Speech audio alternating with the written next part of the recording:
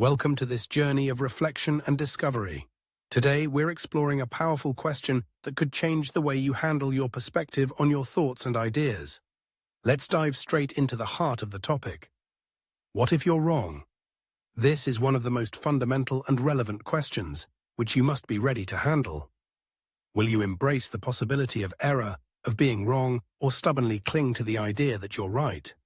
The way you respond to this question eventually shapes the course of how your personality would evolve. Every choice sends ripples across your life and the world around you. Facing this question with openness and courage is crucial. What emotions arise when you confront the possibility of being wrong? Hold on to that feeling as we delve deeper into this story. Perched atop a windswept hill, under a vast and ever-changing sky, there stands a mysterious room. Its walls are simple, yet striking, each dominated by a towering window tinted in hues of blue, red, yellow, and green. From outside, the room seems ordinary, but inside, it is anything but. 4 people stand transfixed, each drawn to a different window, utterly captivated by the world revealed through their chosen glass. Each window paints a vivid, distinct picture of reality. Alice gazes through the blue window. The world she sees is peaceful, like the calm embrace of an early morning ocean. Gentle waves roll in, whispering promises of endless serenity. The soft skies stretch infinitely, their hues soothing her like a lullaby. She closes her eyes briefly, letting the tranquility seep into her thoughts. Life is about balance and harmony, she whispers, her voice quiet, as if afraid to disturb the perfection. The peace feels like a warm hand on her shoulder, grounding her in the moment. Next to her, Ben stares through the red window, and the world beyond is alive with fire. Flames leap hungrily, casting long shadows that twist and writhe like living creatures. The air feels thick and suffocating, charged with the crackling tension of impending disaster. "Life is a fight," he growls, his voice edged with the weight of unrelenting battles. "You must struggle to survive." His hands clench tightly, knuckles white, as if bracing himself to push through a world that threatens to consume him at any moment. The heat seems to press against his skin, a constant reminder that there is no rest in a world on fire. Across the room, Clara smiles at the golden world outside her yellow window. The landscape shimmers like a dream, bathed in soft golden light. Each ray feels warm and reassuring, like the touch of a loved one's hand. The air is alive with the hum of possibilities, brimming with unspoken promises of joy and hope. "Life is full of opportunities," she says, her voice carrying the gentle assurance of someone who believes in the good that lies within everyone. The glow wraps around her, comforting and inspiring, as if the world itself is smiling back at her. David stands at the green window, and the world beyond feels like a perfectly balanced scale.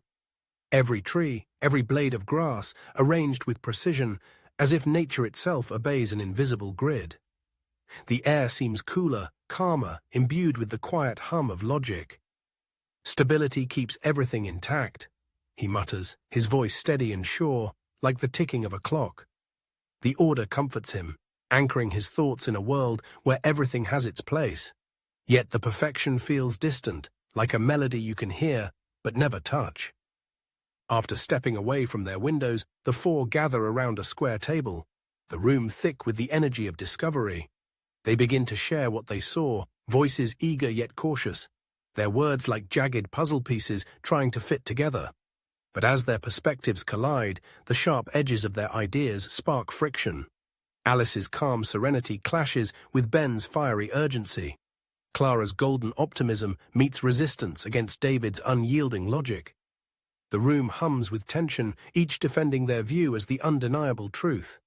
Voices rise, words cut deeper, and the air feels electric with the weight of their differences. What began as curiosity now spirals into a heated debate, threatening to fracture their fragile connection. "How can you see peace when the world burns?" Ben snaps at Alice.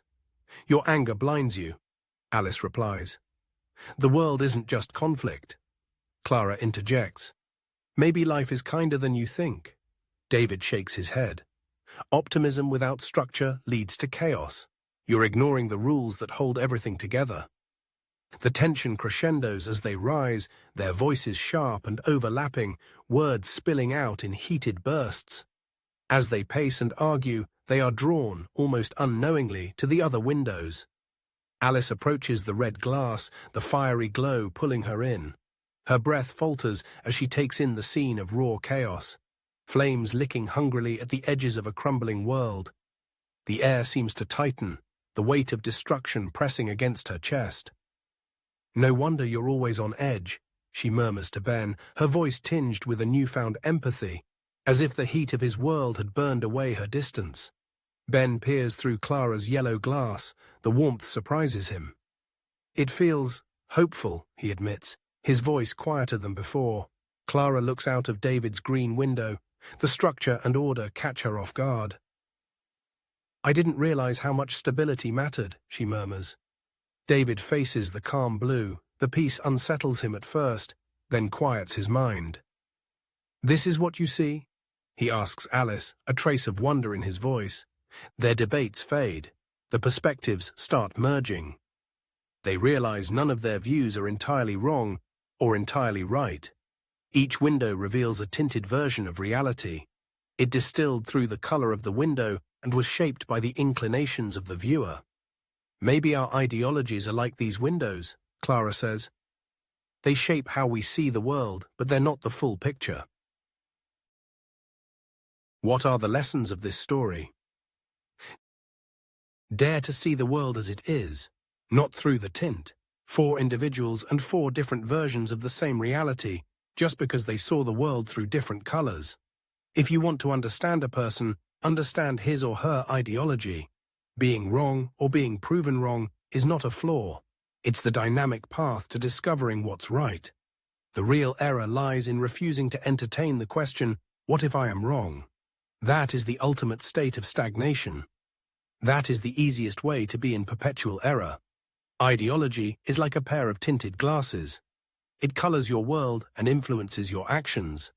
But what if you took off the glasses? What if you faced the unfiltered truth? It might feel uncomfortable. It might challenge everything you know. But it's worth it, seeing the world as it truly is. That's where real understanding begins. Are you ready to step beyond your lens, to face reality without filters? The choice is yours. The journey is worth it. Thank you for watching. If this resonated, like the video and share your thoughts below. Subscribe for more stories that challenge the way we see the world.